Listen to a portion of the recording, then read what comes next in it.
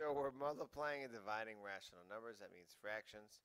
Again, one of the reasons why multiplying and dividing is better than adding and subtracting is because we don't need common denominators. So no common denominators are necessary. You don't want common denominators. It doesn't do anything to help you. It only can cause serious mental damage, as you will have to be multiplying by much larger values. Same rules for positive and negative as integers, right? So we're counting the negatives, and we're deciding before we multiply or before we divide, which we're not going to divide anyway because we're multiplied by the inverse. But we're going to count the number of negatives and decide beforehand whether the answer is positive or negative. Again, one of the reasons why mixed numbers are not as good for us as improper fractions is because you can't multiply mixed numbers, and we'll talk about that in a second. So 2 1/3 times negative 3 1/5, we know that we've got to change this to 7/3 and negative 16/5 before we multiply. And then we don't divide fractions, right? We're going to multiply by the reciprocal. Again, it is the exact thing that we talked about, the inverse property of multiplication, that we're going to not divide, we're going to multiply by the inverse of the number. So 2 2/3 divided by negative 3 1/5, we don't do that. We first change them to impropers, 8/3 divided by negative 16/5, and then since we're dividing by this fraction, negative 16/5, that is what we're going to multiply by the inverse of. Alright, so I would rewrite this as 8/3, 8/3. Oh, that's bizarre. Hang on a minute. Oh, there we go. That's fun. Times negative 5/16.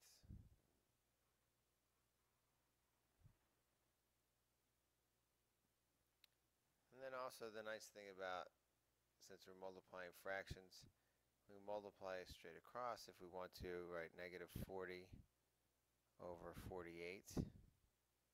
But likely I wouldn't do that, right? Likely I would have ahead of time said that, oh, 16 is really 8 times 2, and so I can cancel out a factor of 8 from both of those. Alright, and negative 5 sixths is my result. If I cancel out that factor of 8, all I've got is a 1 times negative 5, which is negative 5, and a 3 times 2, which is 6.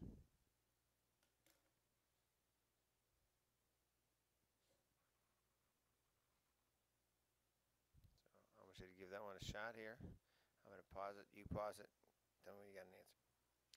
Okay, and then again, I mean, this one looks like you really want to cancel the 15 and the 5 and the 4 and 2. You cannot cancel in division.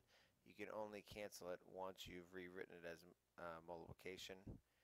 And once you do rewrite this as multiplication, it's highly disappointing because then we can't cancel anything. We can cancel any factor in the numerator with the same factor in the denominator if it's multiplication.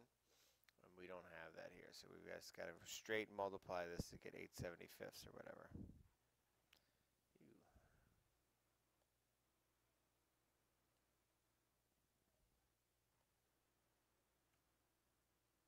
There we go. 8/75. Oh, that's weird. All right.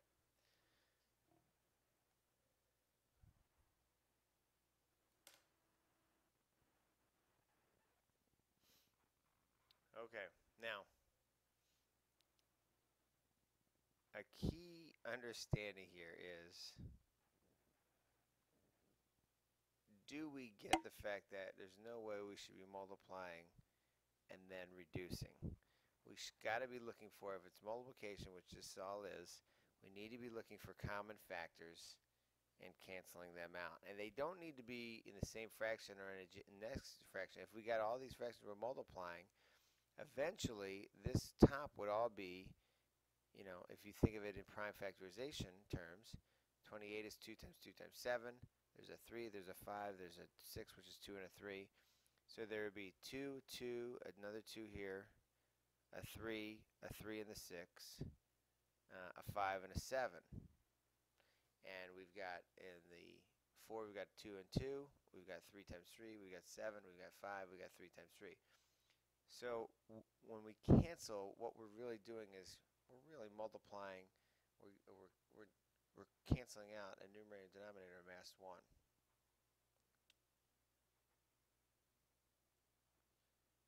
You know, I would be, canceling out these 5s, dividing them both by 5,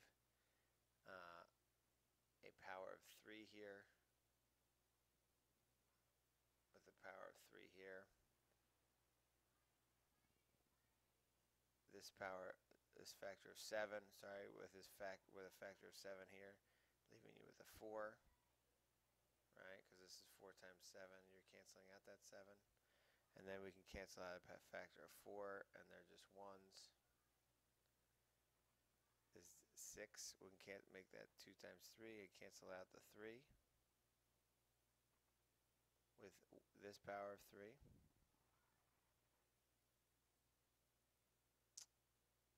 And I think if we look at it now, we've got 1 times 1 times 1 times 1 times 2, or the numerators are 2, and the denominator is,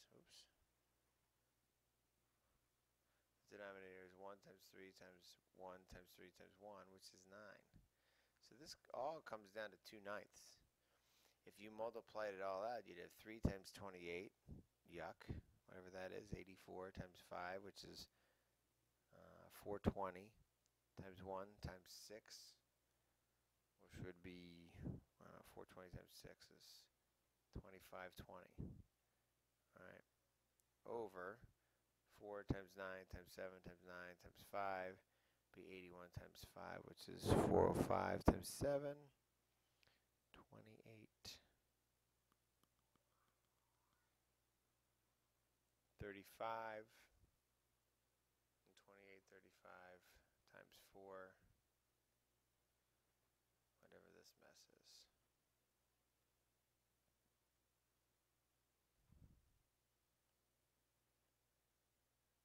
And then you could reduce it, and it reduces all the way down to 2/9, because there's a common, everything that I canceled out here originally, a factor of 5 you could cancel out, a factor of 7 you could cancel out, a factor of 4, 2 factors of 2, a factor of 3, another factor of 3, and you cancel all those out.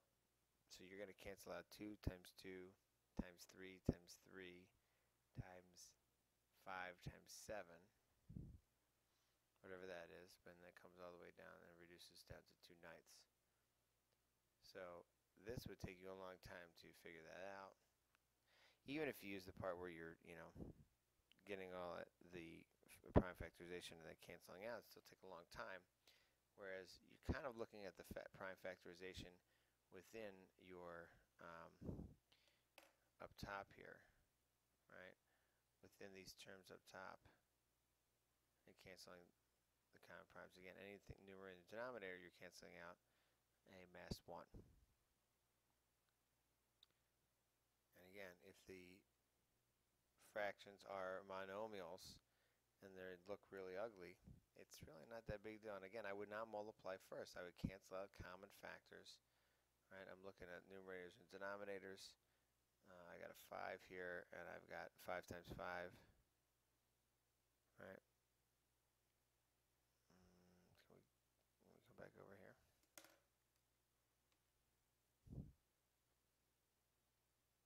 There we go. If we cancel out a factor of 3 here, and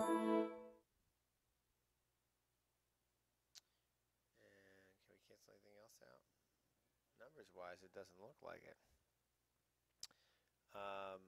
It looks, again, I would be looking at this as positive times negative, so my answer is going to be a negative, and that's basically, I got that going for me right away. Can I cancel out any x's? Alright, x to the second times x is x to the third, and we got x to the third in the denominator, so they're all going to cancel out. y's. I got y squared up at the top. I got y to the fourth in the bottom. So cancel out y squared with these two. Z to the fourth, I got z to the second and z to the first, so it's z to the third. So I can cancel out these two and three of these. And it'll leave me with z to the first, or z. And then whatever's left, right? We've got 5 times z times negative 15, which is negative 75z in the top. And the denominator is, hello, the denominator is 7 times 8, 56. Now, is that simplified? Well, it definitely is, because if you couldn't have canceled any more, which we couldn't cancel any more in the top and bottom here before, then I'm not going to be able to reduce at the end. So if I'm satisfied that I've canceled everything that I possibly can, there are no common factors to cancel, then there's no reducing to do at the end, which is kind of nice. Just want to really quickly show you why multiplying mixed numbers does not work, right? Why does 2 1/3 times 3 1/2 not equal 6 1/6? And you can't just multiply the whole numbers and multiply the fractions and get 6 1/6. If I multiply, let's clear out for a second here. If I multiply here, this length here is 2 1/3, right? 1, 2 1/3. This length here, right, is 3 1/2. 1, 2, 3 1/2, right? 1, 2 1/3. And the area in here, if I count them up, right, is 1, 2, 3, 4, 5, 6. And these are each halves, so that's really 7. These are each a third, so 3/3 is, this is another one that's 8. And then this is going to be a 6. So this is really 8 and a 6. I think that's the answer. If I multiply it as 7/3 times 7 halves, right, I get 49/6, which is certainly 8 and a 6th.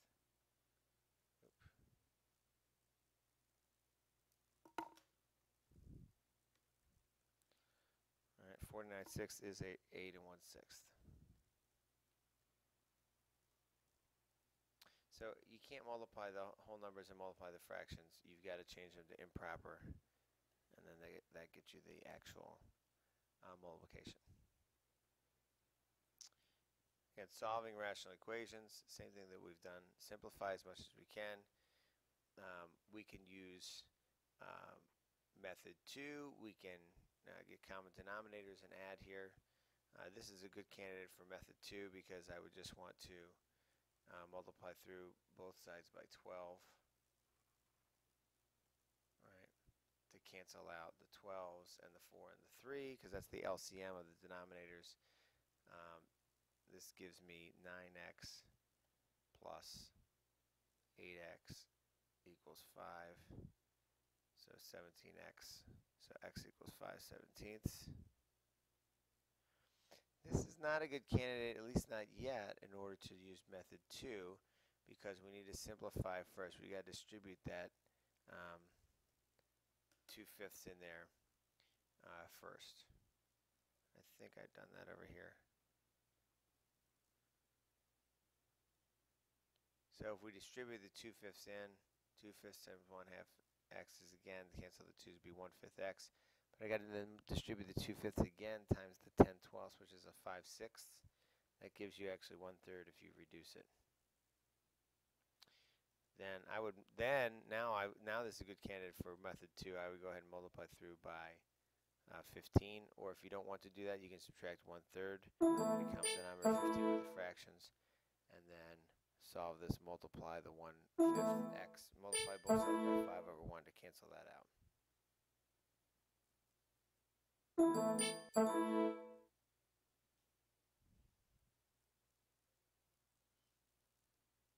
Okay. That's a good refresher. We're going to do a good problem set for multiplying rational numbers here in class. Appreciate it, and we will talk to you later.